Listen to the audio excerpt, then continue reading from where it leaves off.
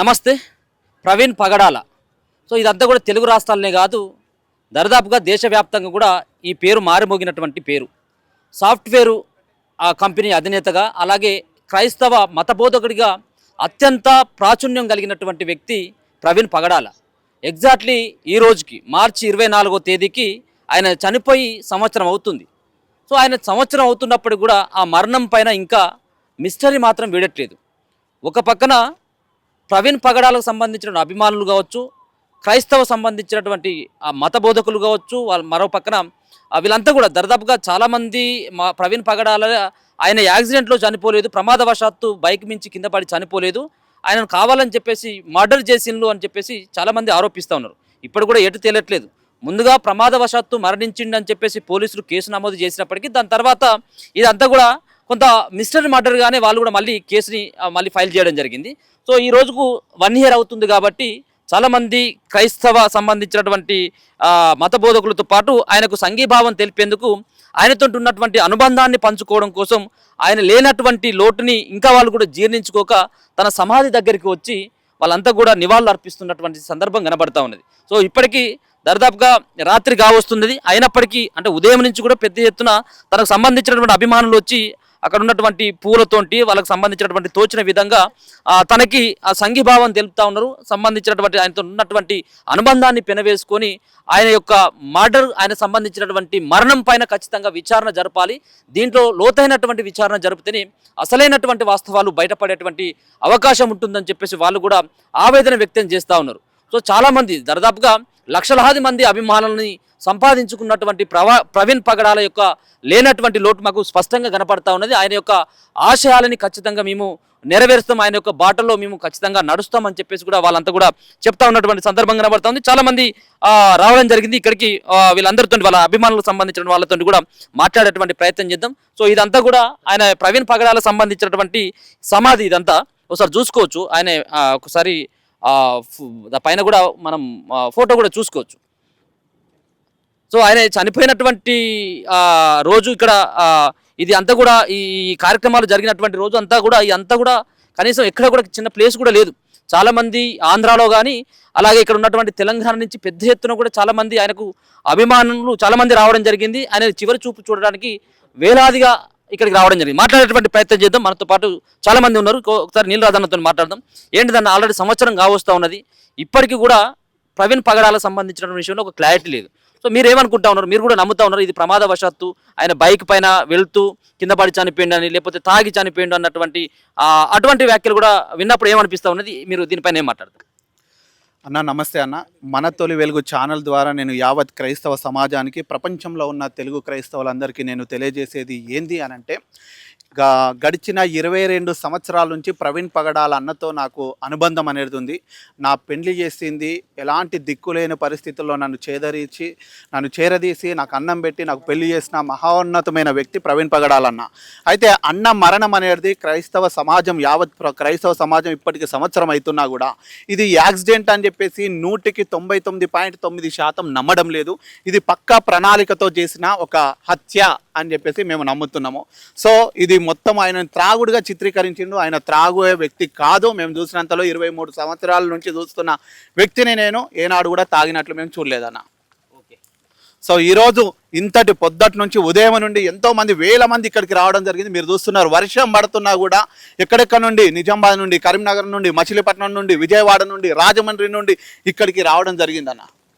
అది ఓకే. అంటే ఇప్పటికి కూడా చాలామంది కూడా అంటే ఆయన తాగే చనిపోయిండు, బండి మీదేసుకొని చనిపోయిండు, అంత రాత్రిల పూట వెళ్ళాల్సినటువంటి అవసరం ఏమున్నది, ఆయన తాగుతున్నాడు కాబట్టి వేరే వాళ్ళని తీసుకెళ్ళడం ఇష్టం లేక ఆయన వెళ్ళిండు అన్నటువంటి కొన్ని అటువంటి రూమర్స్ కూడా వినిపిస్తుంది.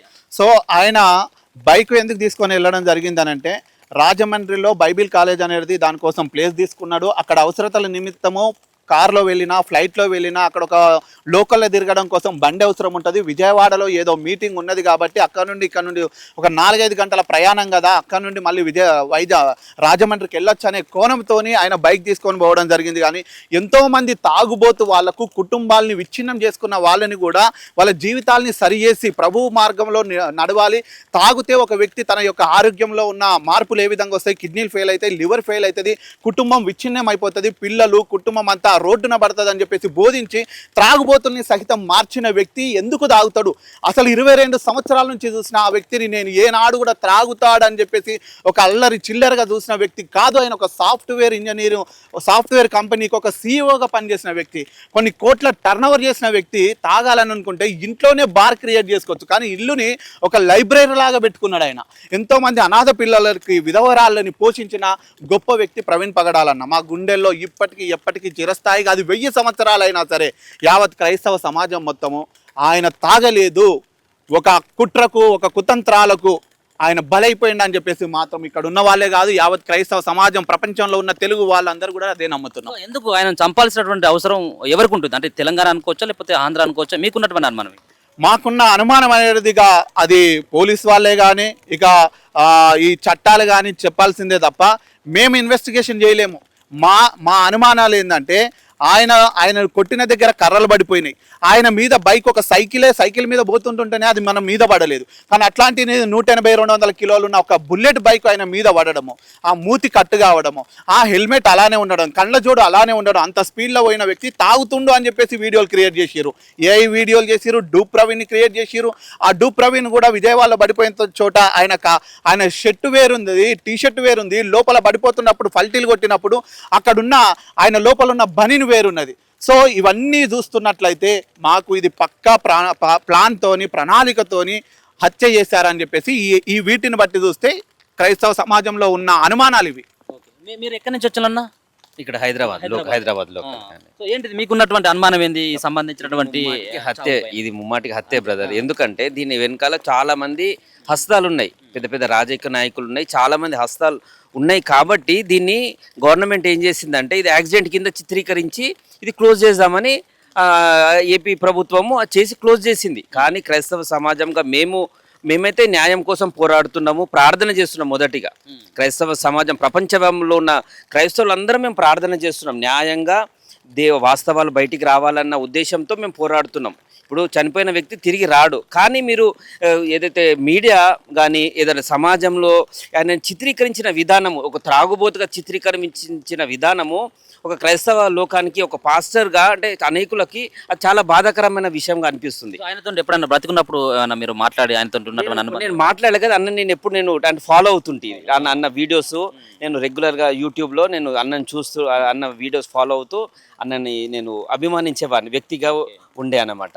కనుక అన్న ఈ చనిపోవడం క్రైస్తవ లోకానికి ఒక తీరని లోటుగా ఉంది. కనుక మేమైతే న్యాయం కోసం పోరాడతాము. ఇది దేవుడు తప్పకుండా, ఈ విషయంలో దేవుడు తప్పకుండా న్యాయం చేస్తాడని మేము ఆశపడుతున్నాం. ఒకసారి రండి మేడం, ఒకసారి ఇటు రండి. మీరు ఎక్కడ ఉంటారు? ఇక్కడేనా, హైదరాబాద్? ఇక్కడ నుంచి అటు చూడండి ఒకసారి. అమీర్పేటలో ఉంటారా? సో ఆ రోజు అంటే మీరు కూడా ఇక్కడికి వచ్చే ఉంటారు. ఆ రోజు కూడా చనిపోయినాక ఇక్కడ బర్త్డేకి వచ్చా, మళ్ళీ ఇప్పుడు వచ్చా, చనిపోయిన రోజుకి వచ్చా. అయితే ఆయన సంబంధించినటువంటి చావు పైన మీకున్నటువంటి అనుమానం ఏంటి? అనుమానం అంటే ఇది ముమ్మాటికి హత్య అండి. అది పకడ్బందీగా ప్లాన్ చేసి హత్య చేశారు. చేసి ఏదో ప్రళయం సృష్టిద్దామని అనుకున్నారు, కానీ వాళ్ళు అనుకున్నదంతా అనుకున్నది ఏం జరగల. ఇప్పుడు పగడాల ప్రవీణ్ గారు లాంటి వ్యక్తులు వేల కొలది ఆల్రెడీ పుట్టుకొస్తున్నారు, ఆయనలాగే పరిచర్య చేస్తారు అంతే.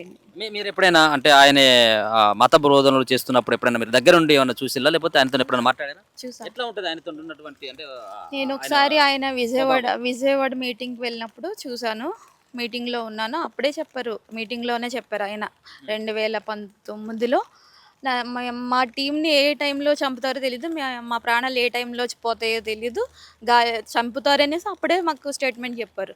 అప్పుడే నాకు అవగాహన ఉంది, ఆయన్ని ఫాలో అయ్యే వాళ్ళము ఆయన చనిపోతారు, చంపేస్తారని కూడా నాకు అర్థమయ్యేది.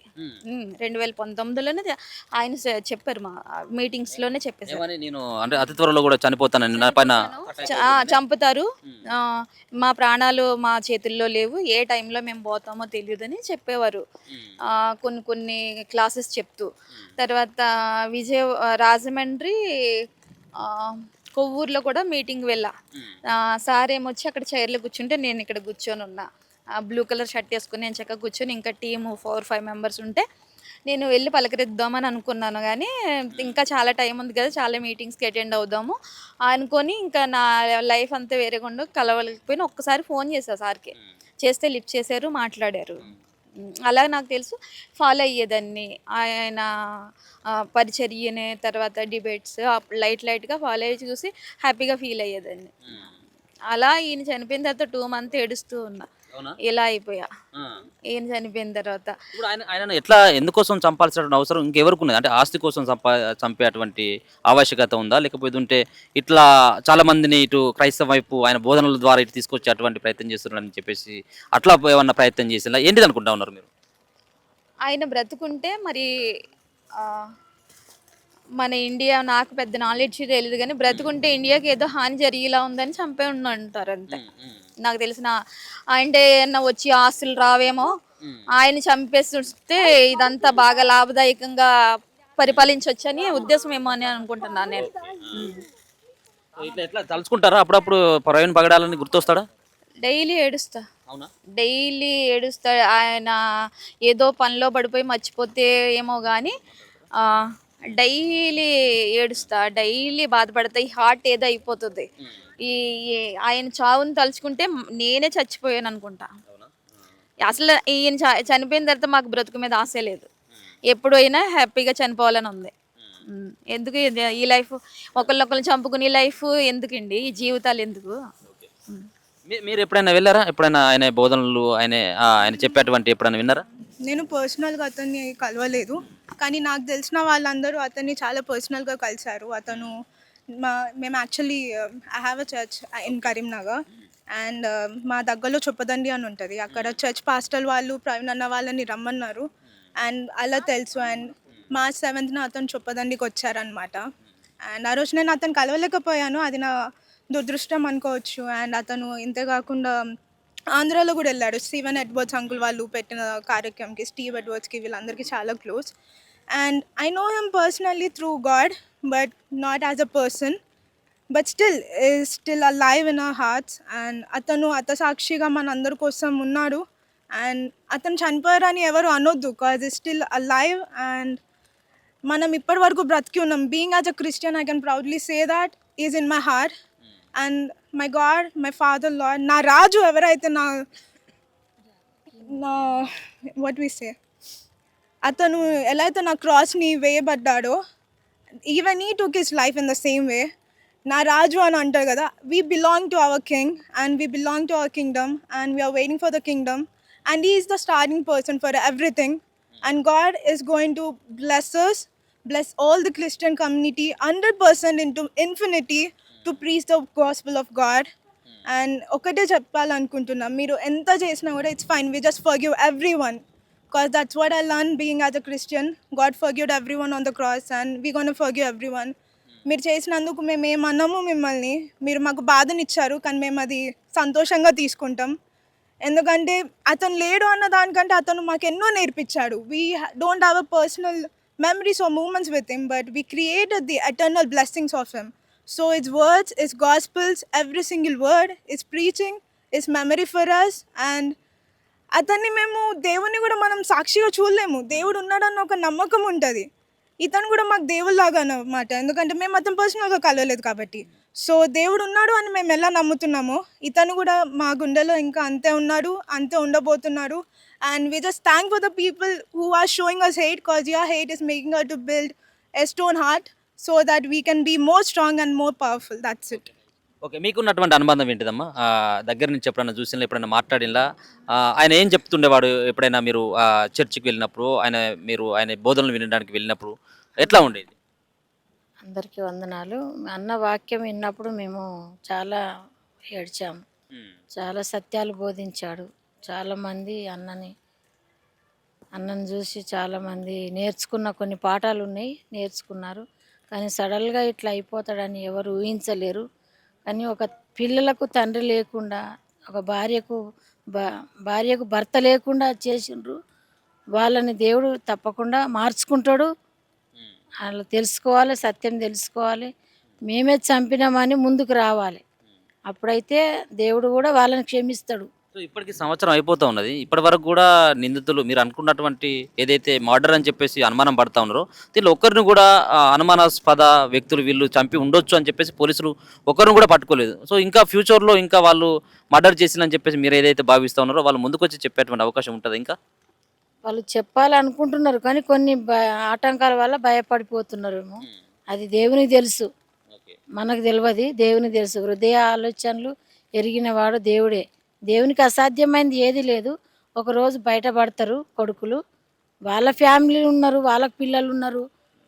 పిల్లలకు తండ్రి లేకుండా, భార్యకు భర్త లేకుండా చేసిండ్రు కదా, దేవుడు క్షమిస్తాడు వాళ్ళకు. ఈయన అన్న వాక్యాలు విని వాళ్ళు మారు మనసు పొందుకొని ఆ దేవుని రాజ్యం సంపాదించుకోవాలి. ఒక ఆత్మ కూడా నశించిపోవట దేవునికి ఇష్టం లేదు. ఆయన చిత్తంలో ఎలాగుండే అలా జరిగిందని మేము అనుకుంటున్నాము. దేవుని రాజ్యంలో ఉన్నాడు పగడాలన్న అని ప్రార్థన చేస్తున్నాము. ప్రతి ఒక్కరికి ఇది సత్య సువార్త ప్రకటింపబడ్డది. వినని వాళ్ళకు దేవుని వాక్యము తెలియని వాళ్ళు కూడా సత్య బోధ తెలుసుకున్నారు. ఇది సత్యము, సత్యమైన మార్గము, నిజమైన మార్గము. ఇది మత మార్పిడి కాదు.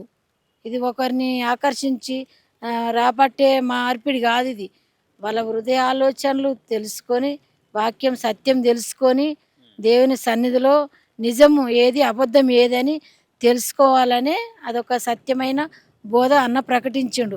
అది అది సత్యం తెలియని వాళ్ళు అనవసరమైన ఆలోచనలకు గురి అయి అన్నని చంపారు. వాళ్ళని దేవుడే క్షమిస్తాడు. మేము కూడా ఎవరం ఏమంటలేము. మేము ప్రార్థన చేస్తున్నాం. అన్న దేవుని రాజ్యంలో ఉన్నాడని మేము నమ్ముతున్నాము. కానీ ఎంతమంది అయితే అన్నని కొట్టారో, దొంగ దెబ్బలు కొట్టారో, చాలా హింసించిండ్రు. ఒకరితో అయ్యే పని కాదు అది, కొంతమందితో జరిగింది అది. కానీ అధికారులను, రాజులను, ప్రవక్తలను దేవుడే నియమించాడు. కాకపోతే దేవుని జ్ఞానం పక్కన పెట్టి ఈ లోక జ్ఞానం సంపాదించుకున్న ప్రజలు వాళ్ళు సత్యం తెలుసుకొని దేవుని సన్నిధిలో ప్రార్థన చేసుకోవాలి, పశ్చాత్తాపడాలి. మేము చేసిన మా తప్పు అని నిరూపించుకొని సత్యవాక్యాలు బయటపడాలని మేమందరం ప్రార్థన చేస్తున్నాం. మీరు ఏం చెప్పదలుచుకున్నారు? అంటే చాలా సీసీ కెమెరాల ఫుటేజ్లో ఈయన వైన్ మందు తీసుకుంటున్నట్టుగా, లేకపోయినట్టు అంతా తూలుతూ వెళ్తున్నట్టుగా బండి పైన. సో ఇటువంటి కూడా సీసీ కెమెరా ఫుటేజ్లు కావచ్చు, ఫొటోస్ ఇవన్నీ కూడా వచ్చిన తర్వాత ఇదంతా కూడా ఈ డెత్ ఇది యాక్సిడెంట్ అని చెప్పేసి ఇంకా కూడా మీరు ఎట్లా నమ్ముతున్నారంటే దీనికి ఏం సమాధానం చెప్తారు? అంటే బేసికల్గా ఇప్పుడు దాన్ని ఒక కేస్ స్టడీగా తీసుకుంటే మనం అని కాదు, ఫ్యూచర్ జనరేషన్, ఈ జనరేషన్ కదా, ఆఫ్టర్ 10 years కానీ ఆఫ్టర్ 20 years కానీ ప్రవీణ్ పగడాల గారి కేసు కనుక దాన్ని రీస్టడీ చేసి ఉంటే బెనిఫిట్ ఆఫ్ డౌట్ కంపల్సరీ దాన్ని ఎవరైతే రీసెర్చ్ చేస్తారో వాళ్ళ ప్రతి ఒక్కరికి అది ఉంటుంది. మరి అది ఎందుకు జరిగింది, ఎలా జరిగింది, దాని బ్యాక్ ఎండ్లో ఉన్న ఉద్దేశం ఏంటి అనేది స్పెక్యులేషన్స్ చాలా ఉంటాయి. మన దగ్గర ప్రూఫ్స్ ఉండవు. మరి అది ఎందుకు జరిగింది అంటే ఇప్పుడు యేసుక్రీస్తు ప్రభువారిని కూడా మరి ఆయన మీద కూడా నేరారోపణ వేసి, తప్పుడు నేరారోపణ వేసి, మరి యేసు ప్రభువారు ఆయన వచ్చిన పర్పస్ ఏంటంటే సర్వలోకం అందరి పాపాల కొరకు ఆయన చనిపోవాలనే ఉద్దేశంతో వచ్చి మరి అందరి పాపాల కొరకు ఆయన చనిపోయారు. ఆయన ఉద్దేశం ఆ విధంగా నెరవేరబడింది. సో మరి అన్నగారు చనిపోయిన ఉద్దేశం మరి ఆ విధంగా ఎందుకు జరిగింది ఏంటి అనేది, అంటే భారతదేశం సార్వభౌమాధికారము కలిగినటువంటి వారు ఎవరైతే ఉన్నారో, ఐ మీన్ లెజిస్లేచర్స్ కానీ, ఇది వాళ్ళు చెప్పాల్సినటువంటి ఆన్సర్. అయితే ఈ సందర్భంగా మరి జ్ఞాపకంగా నాకు ప్రవీణ్ పగడాల అన్నగారు పర్సనల్గా తెలియదు కానీ మన నీలరాజన్న బ్రదర్ గారి దగ్గర నుంచి వింటూ ఉంటాను ఆయన సాక్ష్యం కానీ, ఆయనకు ఉన్నటువంటి అనుబంధం కానీ. అయితే మనం మీడియా వాళ్ళు కానీ లేకపోతే ప్రతి ఒక్కరు కానీ ఆయన్ని ఒక మతానికే లేకపోతే ఒక మత బోధకుడు అనే చెప్తున్నారు కానీ ఇన్ఫ్యాక్ట్ సొసైటీగా చూసుకుంటే he's a scholar. He is not limited to మన ఒక రిలీజియన్కి, క్రిస్టియానిటీకే మనం చూడకూడదు. ఆయన ఒక స్కాలర్ ఏంటంటే ఆయనకి క్రిస్టియానిటీతో పాటు ఇతర మతాలలో ఉన్నటువంటి గ్రంథాలలో ఉన్నటువంటి వాటిని కూడా క్షుణ్ణంగా పరిశీలించి మరి ఆయన రీజనింగ్ స్కిల్స్ కానీ, ఆయనకున్నటువంటి ఆ యొక్క పరిజ్ఞానాన్ని కానీ సొసైటీకి ఎంతో ఉపయోగకరంగా ఉంది. ఎవరైనా రీసెర్చ్ చేసుకోవాలనుకున్నా సరే, అంటే ఒక స్కాలర్గా మనం ఆలోచించాలి. ఆయన్ని మనం ఒక మతానికి లేకపోతే ఒక క్రైస్తవుడైనా కాకుండా, అఫ్కోర్స్ హీ గేవ్ ప్రయారిటీ మనం అన్ని మత గ్రంథాలని మనం పరిశీలించినప్పుడు మనకి ఒక గ్రంథంలో ప్రత్యేకత ఉంటుంది. ఆయనకి మరి బైబిల్ అనేది ప్రత్యేకతగా ఆయనకి అనిపించింది. యేసుక్రీస్తు ప్రభువారు ప్రత్యేకంగా అనిపించారు కాబట్టి యేసుక్రీస్తు ప్రభువారిని అంటే ఆయనను అనుసరిస్తూ అంతం వరకు ఆయన సాక్షిగా ఉన్నారు.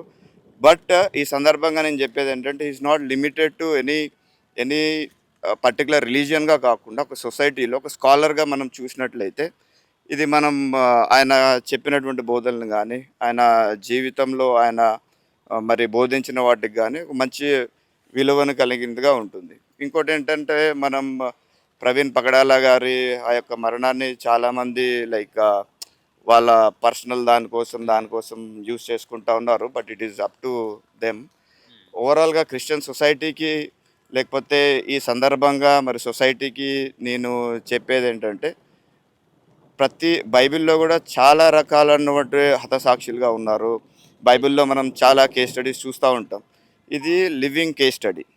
రాబోయే రోజుల్లో ఇలాంటివి జరిగినా కూడా క్రైస్తవులు ఎవరు భయపడరు అనేది నేను చెప్పాలనుకుంటున్నాను. Thank you so much. So మొత్తానికి వర్షం పడుతున్నప్పటికీ రాత్రి దాదాపుగా 7:30 నుంచి 8 అవుతున్నప్పటికీ చాలామంది తనకు సంబంధించినటువంటి ప్రవీణ్ పగడాలకు సంబంధించినటువంటి అభిమానులు, వాళ్ళు మహిళలు కావచ్చు, మిగతా ఉన్నటువంటి వాళ్ళంతా కూడా చాలామంది ఇక్కడికి వచ్చి నివాళులు అర్పిస్తున్నటువంటి ఆ పరిస్థితి కనపడతా ఉంది. సో మా ప్రవీణ్ పగడాలకు సంబంధించినటువంటి మర్డర్ పైన వాళ్ళకు ఉన్నటువంటి అనుమానాలు అయితే అన్ని ఫోటోలు అంటే కొన్ని సాక్ష్యాలని వాళ్ళు తీసుకురావడం జరిగింది. ఇక్కడ చూసుకోవచ్చు ప్రవీణ్ పగడాలకి bullet plus liquor is equal to murder. So ఇక్కడ చూసుకోవచ్చు అన్నట్టు అంటే వీటిని అన్నిటి కూడా బుల్లెట్ అండ్ లిక్కర్ని దీనికి మర్డర్కి దానికి సంబంధించినటువంటి సంబంధం గురించి ఈ ఫోటోలతో పాటు ఇంకా పోలీసులు విడుదల చేయనటువంటి సీసీటీవీకి సంబంధించినటువంటి వీడియోలలో అంటే ఆయన వేసుకున్నటువంటి టీషర్ట్ కావచ్చు, ఆయన నడక కావచ్చు కొంత డిఫరెంట్గా ఉన్నది. ఇదంతా కూడా కావాలని చెప్పేసి కొంత క్రియేట్ చేసింది అని చెప్పేసి ఇంకొక ఫోటోలు కూడా ఇట్లా కనబడతా ఉన్నాయి. సో ఇదంతా కూడా మనం చూసుకోవచ్చు. అంటే వీళ్ళందరూ కూడా ఆ సంబంధించిన మృతి పైన చాలామందికి ఇంకా అనుమానాలే ఉన్నాయి. అంటే ఒక బుల్లెట్ బైక్ ఆయన కనీసం అంటే మీద పడితే చనిపోయేటువంటి ఆవశ్యకత ఉంటుందా? బాడీ మీద బుల్లెట్ ఎట్లా పడుతుంది? సరే ఇదంతా కూడా ఇట్లా కూడా అంటే సైకిల్ మీద పడుతుంటే కూడా సైకిల్ మీద పడదు. అట్లాంటి బుల్లెట్ మీద పడి ఉండడం అనేక రకాలైనటువంటి అనుమానాలకి కొంత తావిస్తూ ఉన్నది. అంతేకాకుండా ఎప్పుడు కూడా ఆయన లిక్కరు సేవించాడు. అట్లాంటిది అంటే చాలామందికి తెలుసు. కేవలం తెలుగు రాష్ట్రాలే కాదు మిగతా సంబంధించిన రాష్ట్రాల్లో కూడా ఆయన ఫేస్ అంతా కూడా తెలుసు. అట్లాంటిది బహిరంగంగా బండి మీద పోకుంటూ లిక్కర్ తాకుంటూ తూక్కుంటూ ఎట్లా వెళ్తాడు అనేది ప్రశ్న ఉత్పన్నం అవుతా ఉన్నది. ఇక్కడ చూసుకోవచ్చు మాస్క్. ఓకే ఇగో చూడండి ఈ ఫోటోలు కూడా ఇక్కడ లైట్ కూడా ఇది అక్కడ కూడా మాస్క్ తీయడు. ఎక్కడ పోయినా కూడా టీ తాగుతాడు అని చెప్పేసి టీ స్టాల్ అయినా చెప్తాడు, అక్కడ మాస్క్ తీయలేడు అంటారు. నిజంగా విజయవాడ దగ్గర ఈ స్పాట్ లో టీ తాగిండు అని చెప్పేసి ఒక హోటల్ అబ్బాయి చెప్తాడు. ఆ టీ స్టాలే లేదు, ఇప్పుడు తీసేసిరు. మరి ఎందుకు అది?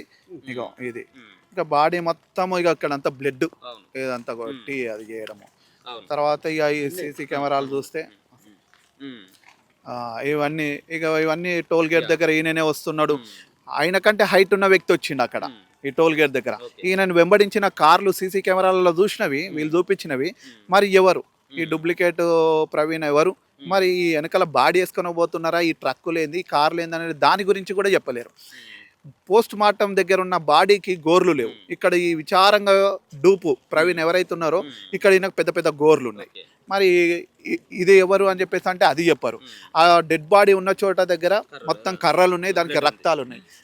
నాకు ఉన్నటువంటి డౌట్ ఏంటంటే ఇప్పుడు ఒకవేళ కనుక హైదరాబాద్ నుంచి ఆయన బయలుదేరిండు అక్కడికి రాజమహేంద్రవరానికి సంబంధించినటువంటి, సో ఒకవేళ చంపేస్తే ఇక్కడ ఈ సరౌండింగ్ లో చంపేయచ్చు కదా. అక్కడ దానికి వెళ్ళేంత వరకు వెయిట్ చేయాల్సినటువంటి అవసరం ఎవరికి ఎందుకు వస్తుంది? అయితే నిజానికైతే ఆయన రాజమండ్రికి వెళ్ళాలని చెప్పేసి విజయవాడలో ఒక మీటింగ్ ఉందని చెప్పేసి విన్నానన్న. ఈ మధ్య కాలంలో వాళ్ళ దగ్గరున్న వాళ్ళు చెప్పింది ఏంటంటే, అయితే విజయవాడకు ప్రయాణమై వెళ్తున్నప్పుడు ఎప్పుడు కానీ హిందీలో తప్ప మ్యాక్సిమం వాళ్ళ ఇంట్లో వాళ్ళతో మాట్లాడాడు. వాళ్ళ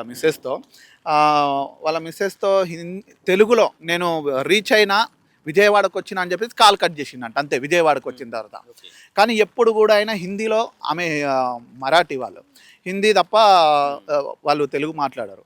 సో అట్లాంటిది ఎప్పుడు కూడా హిందీ మాట్లాడే వ్యక్తి తెలుగులో మాట్లాడి చెప్పడం అనేది అదొక ఆశ్చర్యం. అక్కడే స్విచ్ ఆఫ్ అయిపోయింది అని అంటే ఈ వ్యక్తిని మీటింగ్ ఉందని చెప్పేసి ఏదో ఒక వ్యక్తి మాత్రం ఒక నమ్మించిన పర్సన్ మాత్రం ఎవరో అక్కడ దాకా విజయవాడ వరకు రప్పించాడు. అక్కడే అతన్ని ఇదే టైంకి ఇక్కడ నుంచి దగ్గర దగ్గర ఒక 6-7 ప్రాంతంలోనే ఆయనని ఏదో విజయవాడలో మారుమూల ప్రాంతాల్లోకి తీసుకుపోవడమా ఏదో చేయొచ్చు అనే ఒక అనుమానాలు అయితే ప్రజల్లో ఉన్నాయి.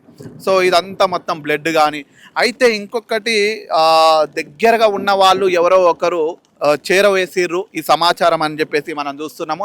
దయచేసి నేను ఒక్కటి రిక్వెస్ట్ చేస్తున్నాను, ఏంటంటే క్రైస్తవ సమాజంలో ప్రతి ఒక్కరికి తెలుగు రాష్ట్రాల్లో కానీ ప్రపంచంలో ఉన్న వాళ్ళందరికీ నేను ప్రవీణ్ పగడాల అన్నతోని 22 సంవత్సరాల సంబంధం ఉన్నది.